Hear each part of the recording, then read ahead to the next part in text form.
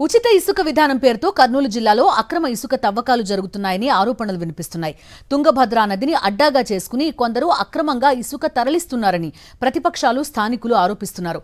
అనధికారికంగా ఇసుక రీచ్లు ఏర్పాటు చేసి జేసీబీలు, హిటాచీలతో ఇసుకను తవ్వి తెలంగాణ, కర్ణాటకతో పాటు ఇతర ప్రాంతాలకు తరలిస్తున్నారని విమర్శలున్నాయి. ఈ వ్యవహారంపై అధికారులు చర్యలు తీసుకోవాలని డిమాండ్లు వినిపిస్తున్నాయి.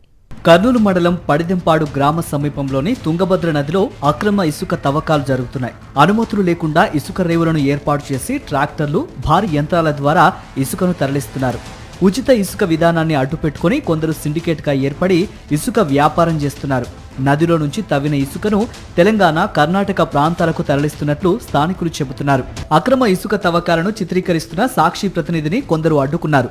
అనుమతులు లేని ప్రాంతాల్లో ఇసుక ఎందుకు తరలిస్తున్నారని ప్రశ్నించగా ఇక్కడి నుంచి వెళ్లిపోవాలంటూ బెదిరింపులకు పాల్పడ్డారు. అనుమతి లేని ప్రాంతాల్లోకి మీరు ఎలా వచ్చారంటూ సాక్షి ప్రతినిధిని నిలువరించారు. అక్రమ ఇసుక రవాణాపై అధికారులు దృష్టి సారించి చర్యలు తీసుకోవాలని స్థానికులు కోరుతున్నారు.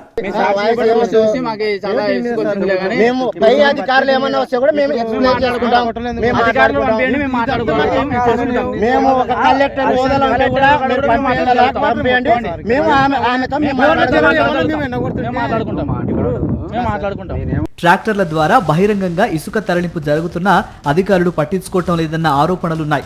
ప్రతి ట్రిప్ కు అక్రమ వసూలు జరుగుతున్నాయనే విమర్శలు వినిపిస్తున్నాయి. నిబంధనలు ఉల్లంఘించే వారిపై చర్యలు తీసుకోవాల్సిన అధికారులు కఠినంగా వ్యవహరించాలని డిమాండ్లు వ్యక్తమవుతున్నాయి.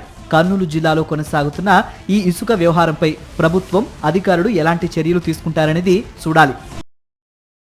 మరిన్ని అప్డేట్స్ కోసం ఛానల్ ను సబ్స్క్రైబ్ చేయండి. నోటిఫికేషన్స్ కోసం బెల్ ఐకాన్ పై క్లిక్ చేయండి.